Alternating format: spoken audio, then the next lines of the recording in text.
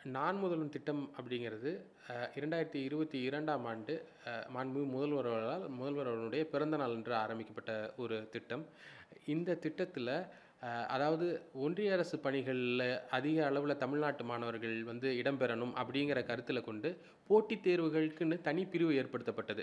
2023ஆம் ஆண்டு மார்ச் 7ஆம் தேதி மாண்புமிகு துணை முதல்வர் அவர்கள் இந்த திட்டத்த நான் முதல்வன் போட்டித் தேர்வுகளுக்கென்று ஒரு தனி பிரிவை வந்து துவங்கி வைத்தாங்க.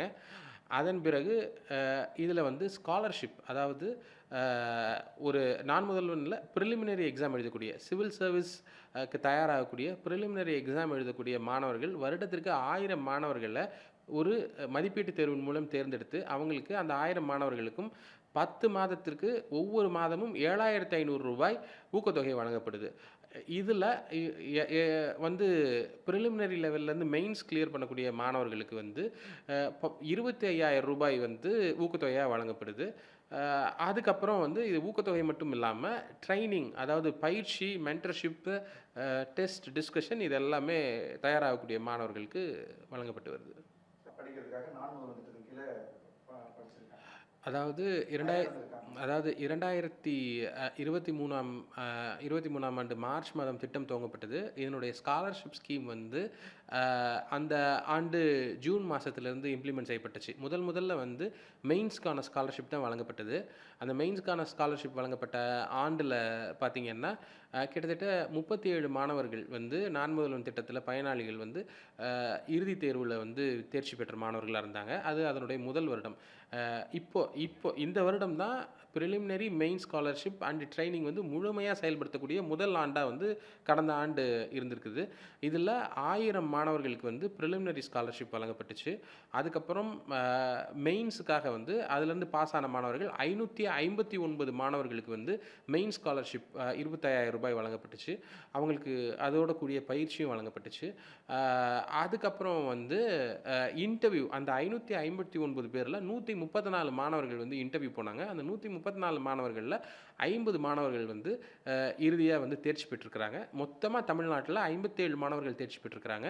இதுல 50 மாணவர்கள் வந்து நான் முதல்வன் திட்டத்தினுடைய பயனாளிகள். இதுல இந்த 50 மாணவர்கள்ல 18 மாணவர்கள் உறைவிட பயிற்சியுடன் கூடிய ஊக்கத்தொகையுடன் கூடிய உறைவிட பயிற்சி எடுத்த மாணவர்கள். மீதி மாணவர்கள் வந்து ஊக்கத்தொகையால் பயன்பெற்ற மாணவர்கள். நான் முதல்வன் திட்டத்துல ஐஏஎஸ் பயிற்சிக்கு எப்படி சேர்வது சார்? எப்படி உங்களை அணுகுறது? என்னென்ன வழிமுறைகள் இருக்கு?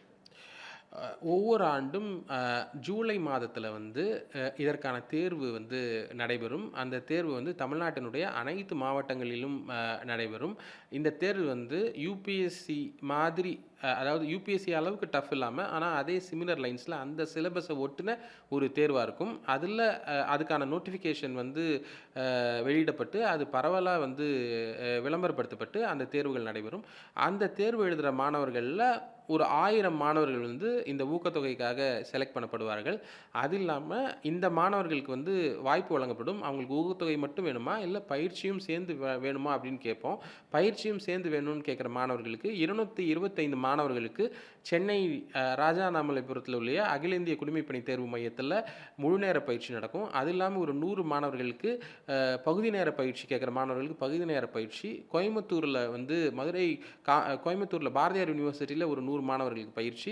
அதே மாதிரி மதுரை காமராஜர் யூனிவர்சிட்டியில ஒரு 100 மாணவர்களுக்கு பயிற்சி. இப்படின்னு முதல்நிலை தேர்வுகளுக்கான பயிற்சி நடைபெறும். அதைத் தொடர்ந்து முதல்நிலை தேர்வுல தேர்ச்சி பெறக்கூடிய மாணவர்கள் மெயின் எக்ஸாம்னு சொல்லக்கூடிய முதன்மை தேர்வுக்கு வந்து சென்னையில இருக்கக்கூடிய ராஜா அண்ணாமலைபுரத்தில இருக்கக்கூடிய அகில இந்திய குடிமைப்பணி தேர்வுகள் மையத்தில தங்கி பயிற்சி எடுத்துக்கலாம். இல்ல எங்களுக்கு பயிற்சி தேவையில்ல, ஊக்கத்தொகை தேவை அப்படின்னு சொல்ற மாணவர்களுக்கு ஊக்கத்தொகை வழங்கப்படும். தமிழ் வழியில பயிற்சி பெறுவது எப்படி? எத்தனை பேர் இதுவரைக்கும் தமிழ் வழியில பயிற்சி பெற்று தேர்ச்சி பெற்றிருக்காங்க? அதாவது சிவில் சர்வீஸ் எக்ஸாம்ஸ பொறுத்தவரையிலும் கேள்விகள் வந்து ஆங்கிலத்திலயும், இந்தியிலயும் கேட்கப்படும்.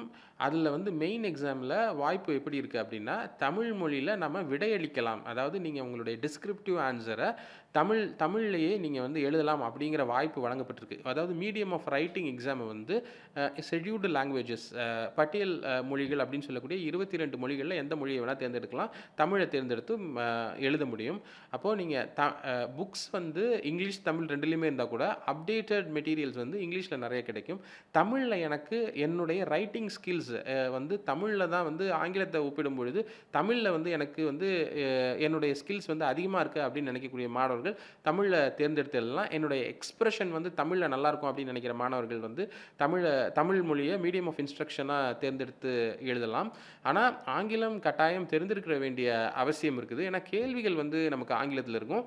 நம்ம மெட்டீரியல் வந்து ஆங்கிலத்தில் படிக்கக்கூடிய தமிழில் இருக்கக்கூடிய மெட்டீரியல் படிச்சுட்டு ஆங்கிலத்தில் இருக்கக்கூடிய மெட்டீரியல் கூடிய கலைச்சொற்கள் மட்டும் எடுத்து வச்சுட்டு நம்மளுடைய சொந்த நடையில் நம்ம வந்து தமிழில் வந்து பதிலளிக்கலாம். அதுக்கான வாய்ப்பு வந்து இருக்குது.